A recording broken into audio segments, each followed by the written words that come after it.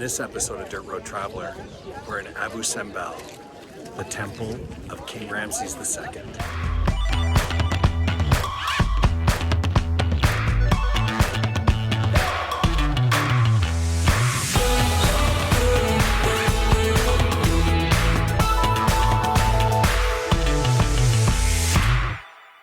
So it's 4:45 in the morning. We're heading to Abu Simbel this morning, but this afternoon we're coming back, and this is our first look at our river cruise boat that we're going to be on to cruise up the Nile to Luxor. So we'll be on this river ship for 3 days, and we are very much looking forward to this. So the actual drive from Aswan to Abu Simbel is projected to be about 4 hours. I checked the map, it looks like the drive itself is about 350 kilometers. And a little fun fact about it, we end up about 25 to 30 kilometers from the northern border of Sudan while we're on this trip today. For the most part, people on the bus are asleep. And in case I haven't mentioned it, our CEO, our Chief Experience Officer, is Michael, and there are 13 of us as guests on the trip. And it's a wonderful mix of people. Everybody's just really enjoying the experience, and the engagement amongst each other is fantastic. It's a wonderful group. So I'm going to sit back at this point and catch a couple of minutes of sleep over the duration of the next 3 hours as we head down to Abu Simbel. So at the 2-hour point, we've made a stop along the highway in the middle of the desert. There's this oasis building, and their big business is selling a bit of coffee and use of the washrooms. One thing about Egypt is most washroom charges are between 5 and 10 Egyptian pounds to use the washroom. But this place is kind of cool looking.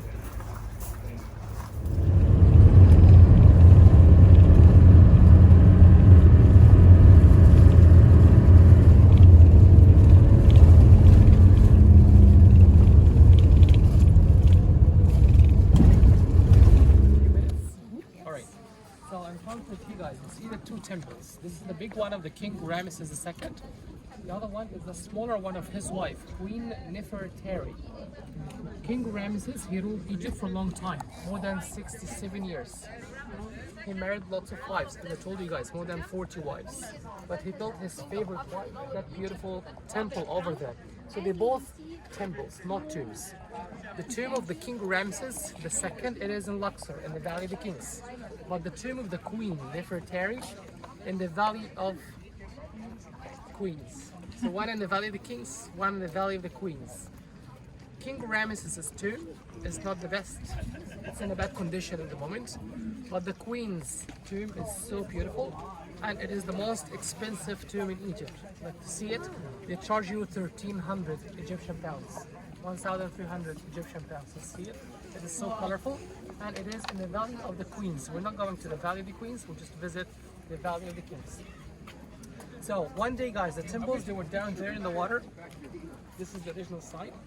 So they had to move them back, let's say like 200 meters, about 200 meters back there, to put them far from the water. They didn't want it.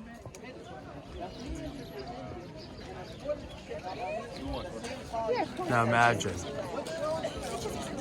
this was actually moved between 1964 and 1968, and the missing head is actually down on the ground, positioned exactly the way it was before it was moved. I really do like that in the relocation, They didn't do a restoration. They just did a relocation. So everything is the way it was when it was actually found and ready to be moved in 1964. And Ra up at the top. And now I can tell why so many people have this on If I Ever Get a Chance list. It's incredible detail all through. Now this is just the side room as we've walked into the main temple.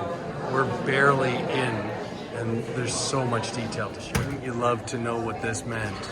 I guess there's lots of people that could translate it for you, but this wall is about 8 feet high and about 6 feet wide of hieroglyphics. And this is just between two of the statues in the first area that you come in when you walk into the temple.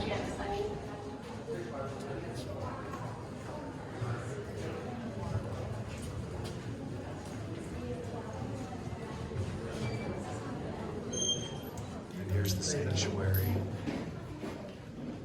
And one of the interesting things is the king has inserted himself within the three gods.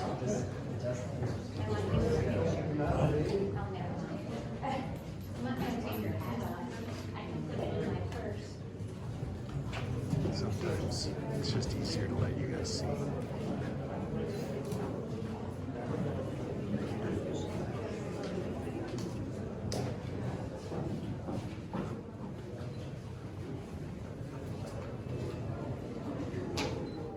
This is one of the side rooms, sort of the back half, just to try to get you an idea of how detailed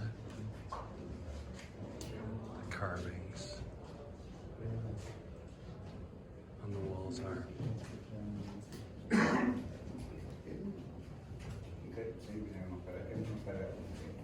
it appears the side rooms just never end.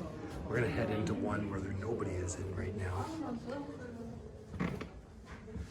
And just give you a sense of the carvings. These ones are still colored, which is extremely interesting.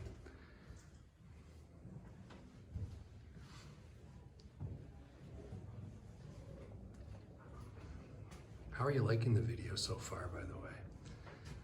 Maybe if you are, you'd consider subscribing to the Dirt Road Traveler channel, giving us a like and letting us know what you think of our visit, especially today to Abu Simbel.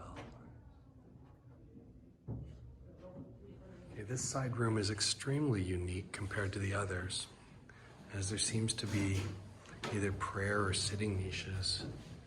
I'm sure someone can do the research and let us know, or I'll find out and put a note in the bottom of this picture. So, some say that Ramses II had up to 20 wives. Yes, 20. And between 90 and 100 children. Well, his favorite wife was Nefertari. Not Nefertiti, Nefertari. So he built this temple for her. Now, interesting thing about him building the temple for his favorite wife is there's actually 6 statues or images outside, 3 on either side of the door. He felt that, of course, he was supremely and more superiorly and many more things that are not vocabularily right. I know, we're both laughing as I say these things. Anyways, he felt that he still needed to be more important than her. So on each side, there's 3 statues, 2 of him with her in the middle. And that's how he decided to show his allegiance to his favorite of his, yes, I said it, 20 40 wives. I'm just correcting Tim now. It's okay, 40 wives. 40 wives. So there were twice as many as I thought, and there were 40 wives. So we're going inside to see all sorts of cool stuff in there. So this temple is much smaller and much more colorful than Ramses owned. Another great tag. Drove in 1816. And Godfrey was here in 1819. And this is from about 200 meters away. You can see both of the temples.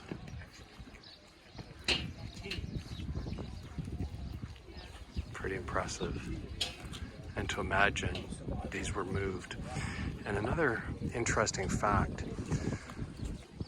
on the 22nd of both February and October, at sunrise, the sun cascades through that center doorway, through into the sanctuary, and lightens King Ramses in his chair in the sanctuary.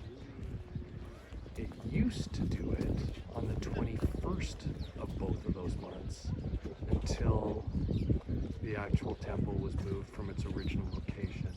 So the new location changed that day by 1 day. Lastly on this video is a visit to the tourist center that explains the moving of the temples and a number of other features about the site here, including a video.